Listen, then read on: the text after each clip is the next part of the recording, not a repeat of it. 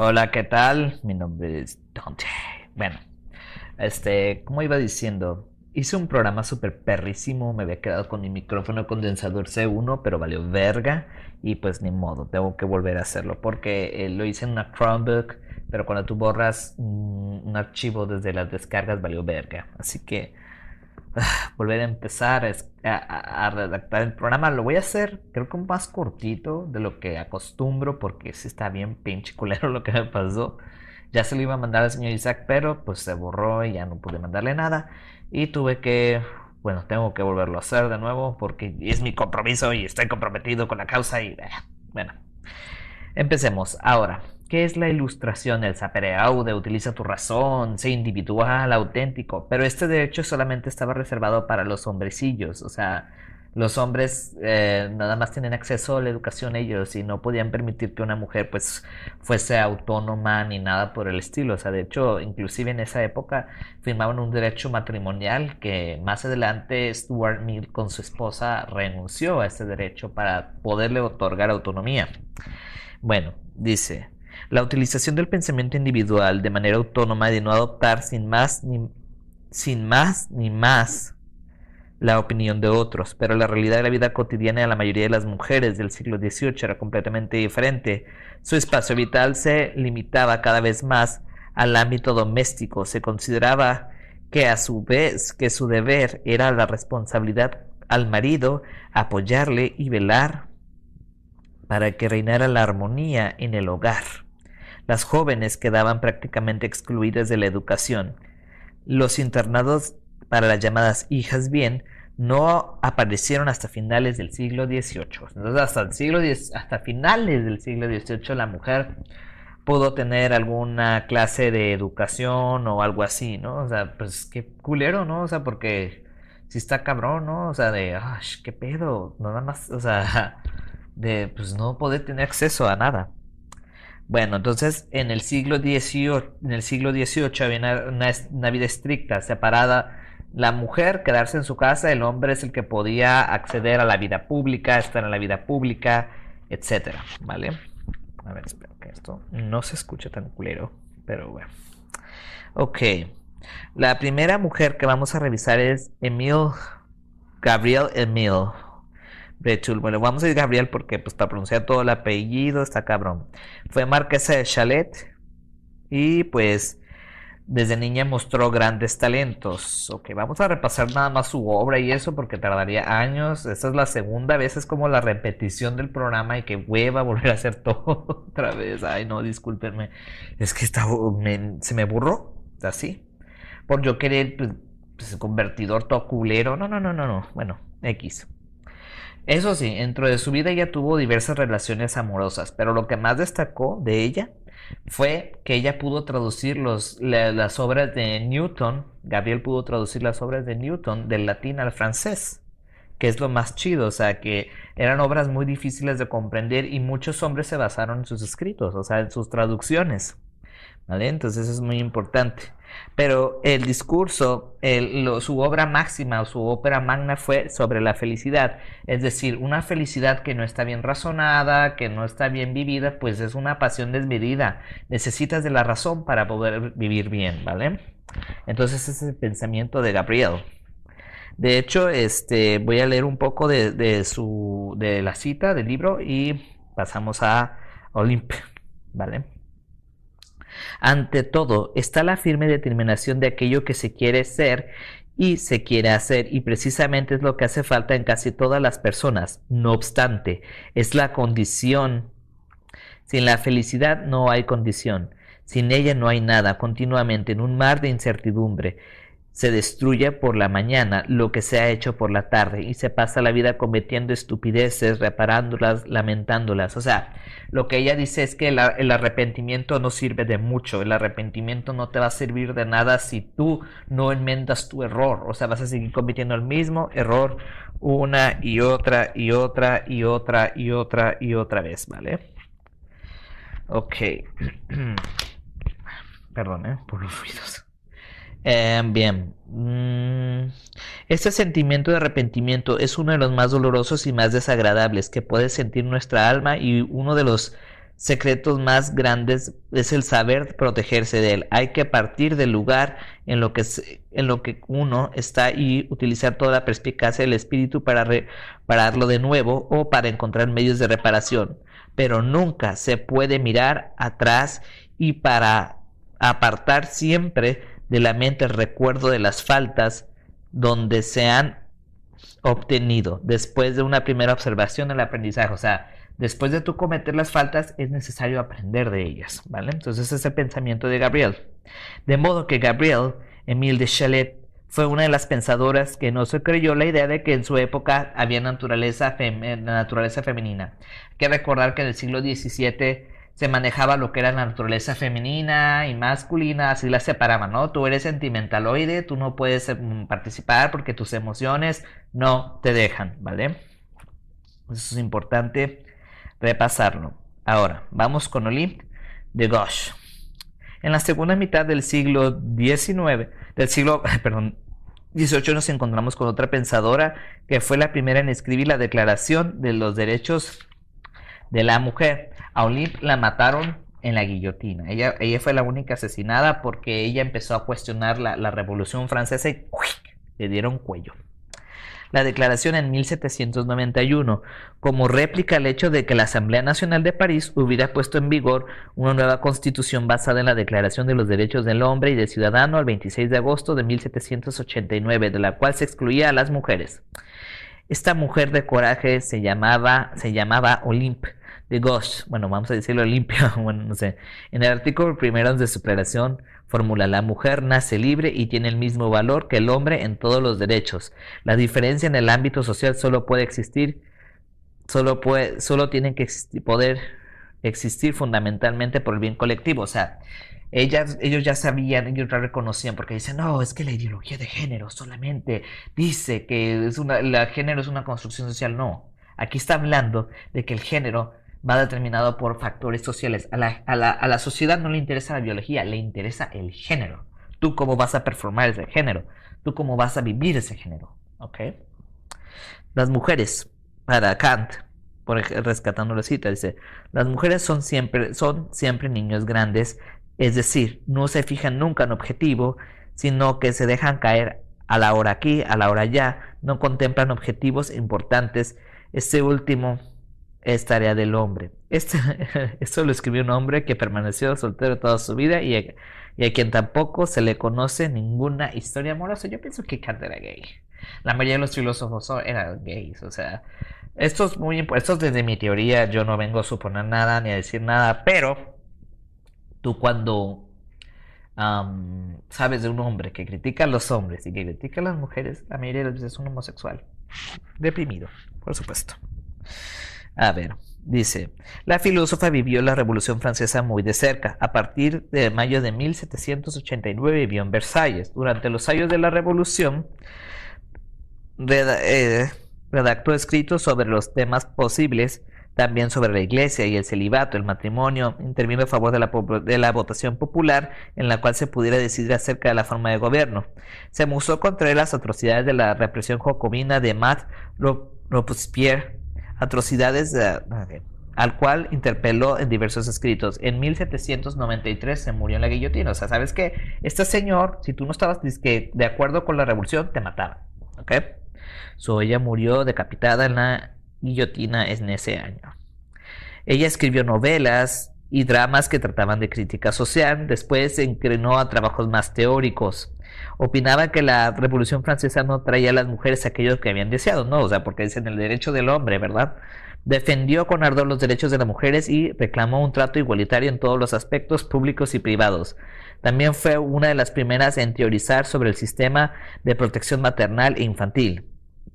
Sin embargo, los intereses de Olympe también tenían otras directrices. Abogó por la abolición de la esclavitud y escribió una pieza que hizo célebre su época, La esclavitud de los negros. O sea, aquí me van a poder refutar algunas feministas, si es que algún día lo llegaron a escuchar el programa.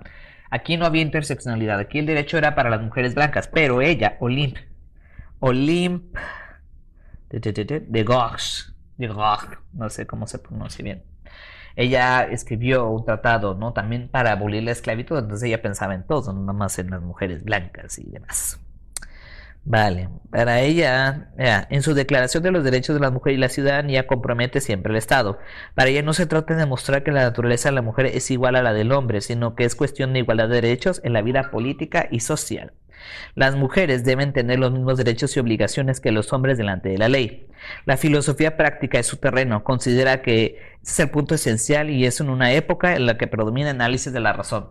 Nada más la filosofía de la ilustración es una filosofía, ¿cómo podría decirlo?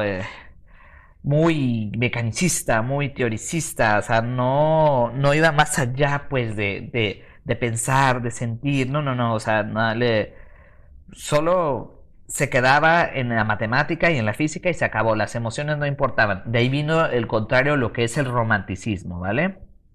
Vale, entonces en cambio, para ella se inclinaba en la vida ética, práctica y ética, de modo que su pensamiento sobre la libertad partía de la observación de los comportamientos sociales. El hombre es libre cuando la sociedad permite que los individuos puedan desenvolverse y progresar libremente. Esta libertad implica responsabilidad con respecto a todo. A nosotros no nos gusta la responsabilidad, nos parece algo, como se podría decir, inadmisible, malo o quizás, no sé, algo que no se puede manejar. Por eso tenemos gobiernos, por eso tenemos políticos, por eso tenemos todo ese tipo de cosas.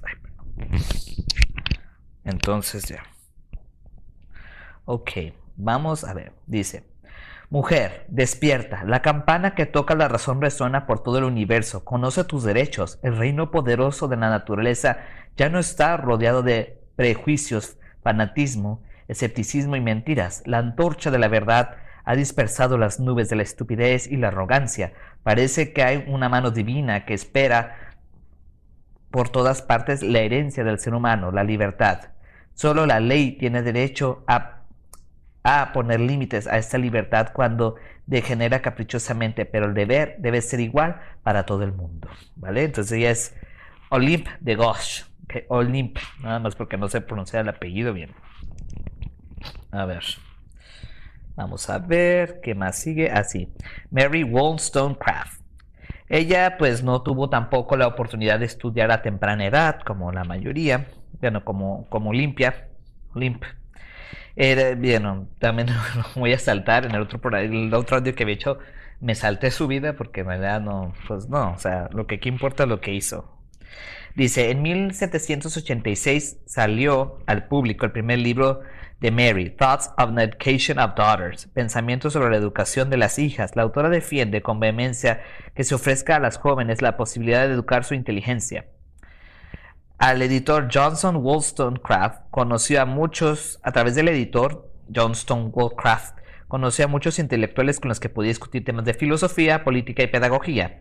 El fruto de esas conversaciones y pensamientos fue la primera obra filosófica, Vindication of the Rights of Men, Reivindicación de los Derechos del Hombre. En este libro, la pensadora defiende con pasión las ideas de la Revolución Francesa y combate al filósofo inglés Edmund Burke, no sé cómo se pronuncia.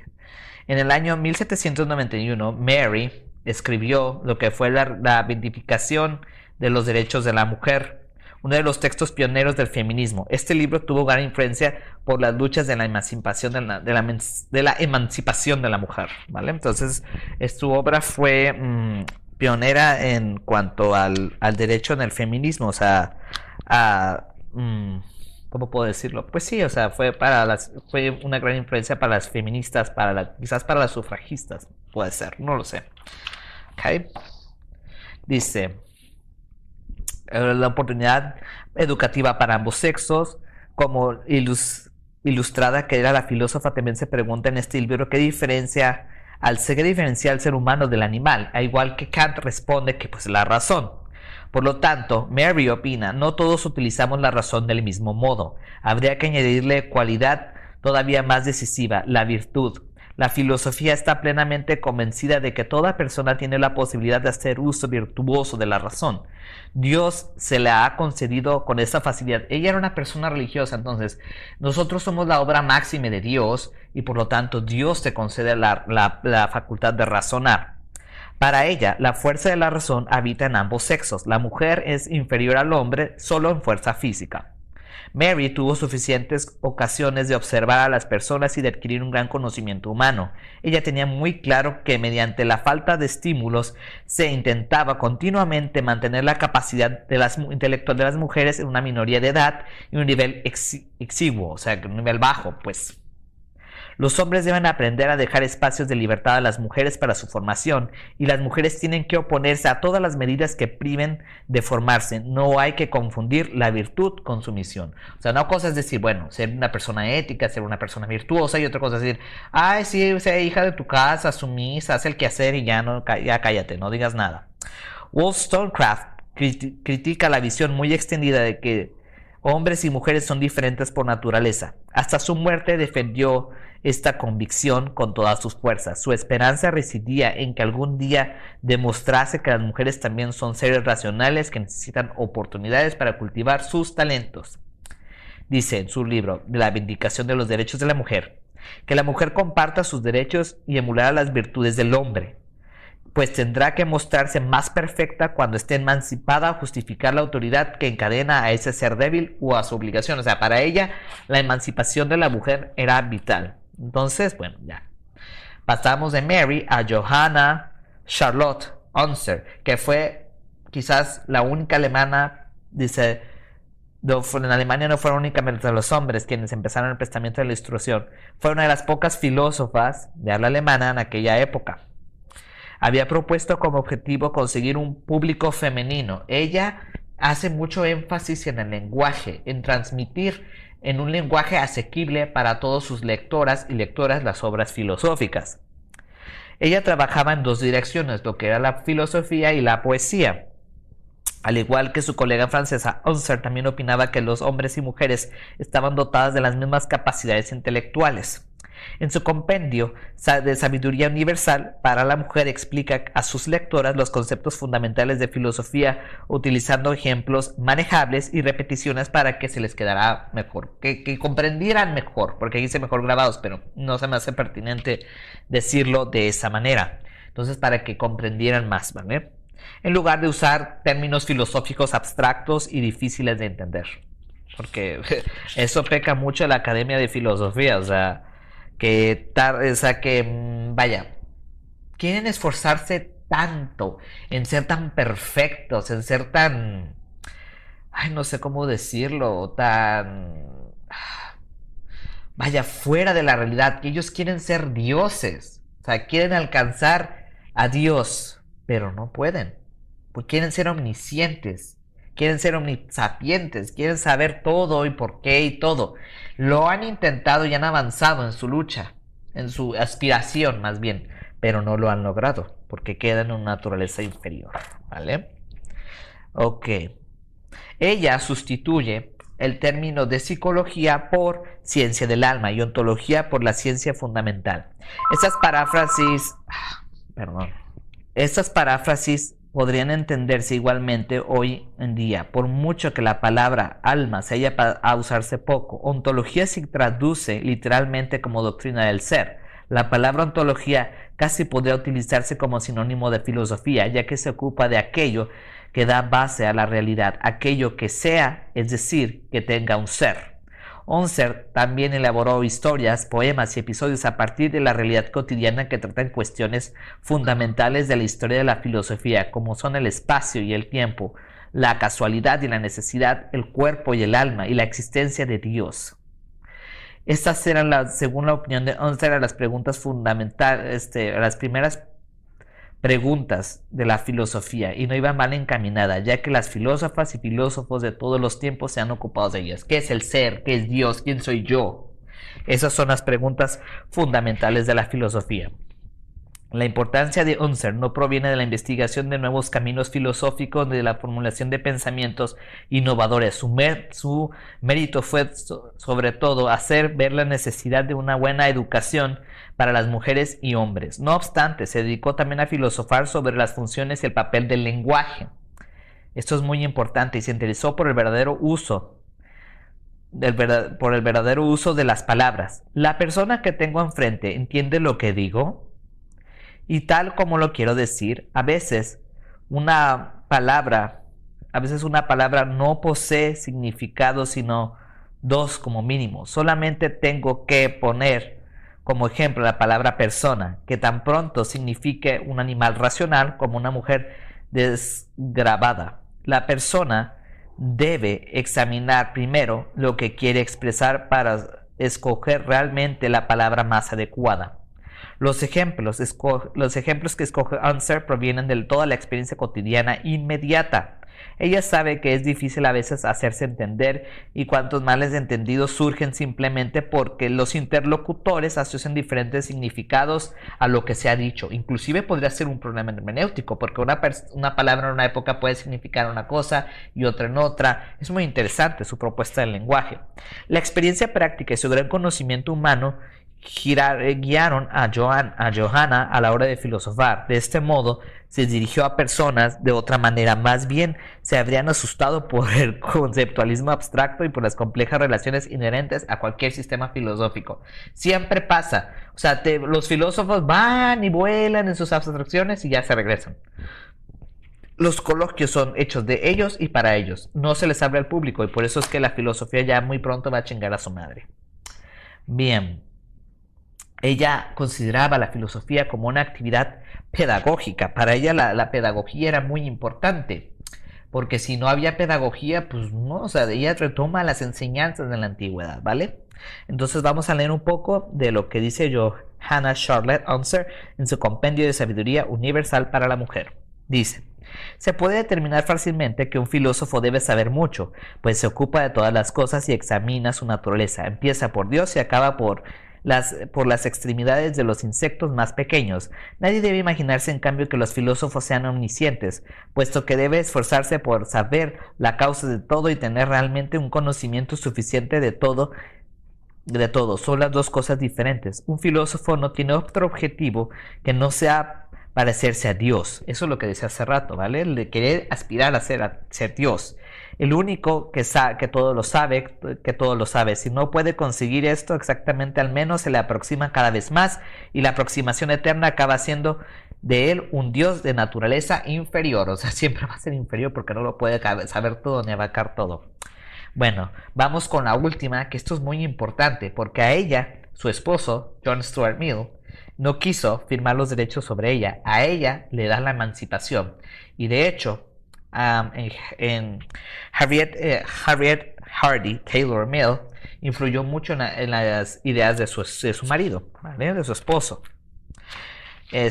Bueno, ya dije la doctrina básica de Stuart Mill fue la mayor felicidad posible para el mayor número de personas. Esto lo tomó de Jeremy Bentham, pero él mejoró, o sea, como diciendo, Stuart Mill mejoró. Pues yo estoy hablando de Stuart Mill porque más bien como que ella fue la que le estuvo diciendo las ideas y él las anotó, y cuando ella murió pues él sacó sus obras. Pero dice básicamente que la felicidad es el bien máximo, es el bien, no hay otro, ¿vale?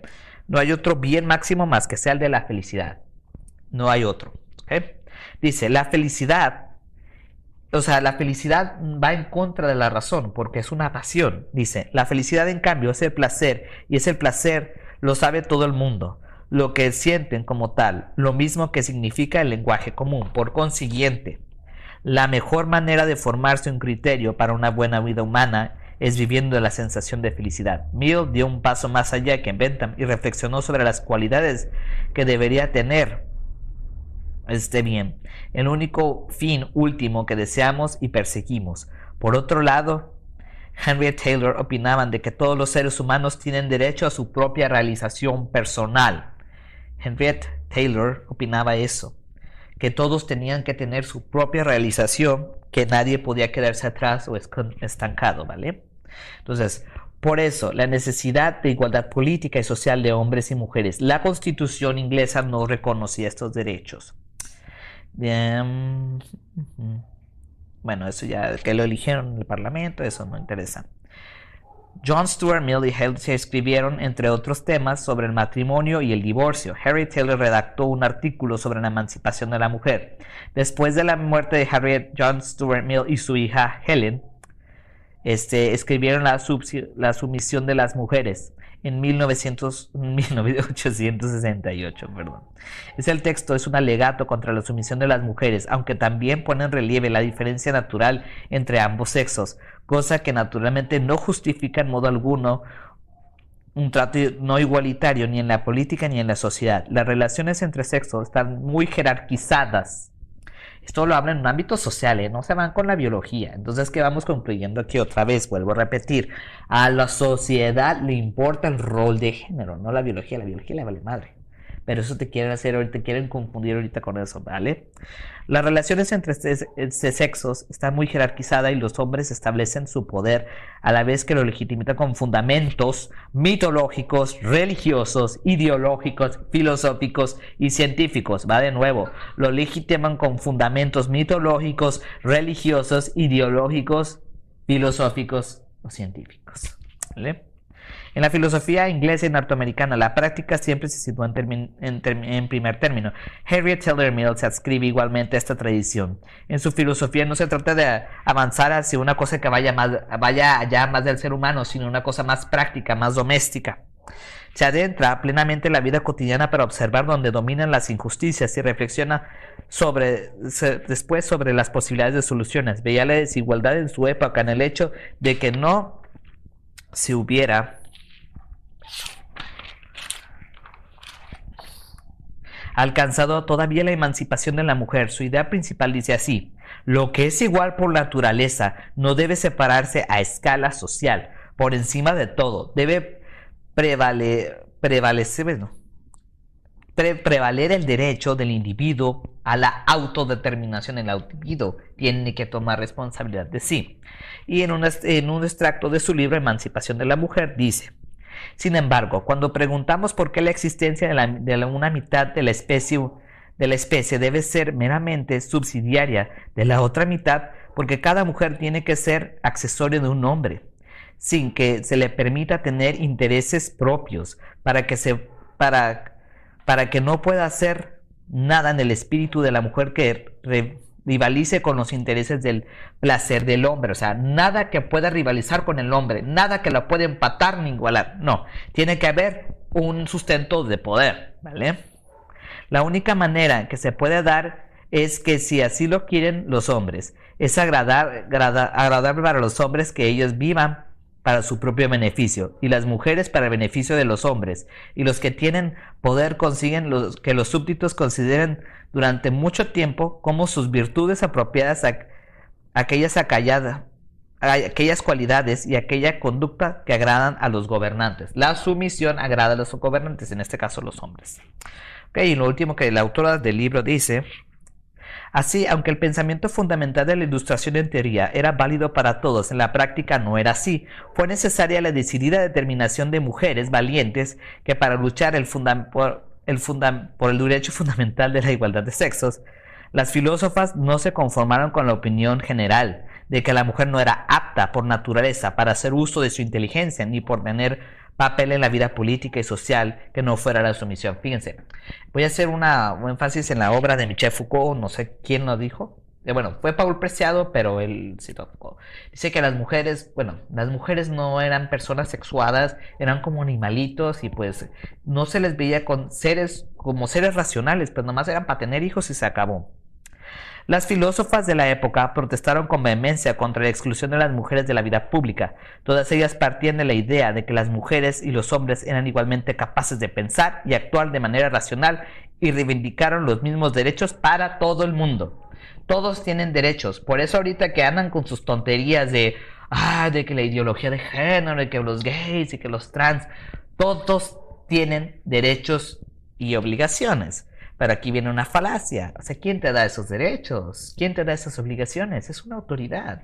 Si los seres humanos fuéramos realmente responsables, no necesitaríamos de esos intermediarios. Pero no nos gusta ser responsables. Ese es el problema. Hay un libro que me gusta mucho, no lo he terminado de leer. Se llama The End of All Evil, el fin de toda maldad. Y dice que la maldad principal es quitarle la libertad al ser humano. ¿Vale?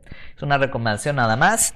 Esto ha sido todo. Vuelto a grabar más cortito, porque el otro programa sí había durado como unos 50 minutos. Le reduje unos 20 minutos más.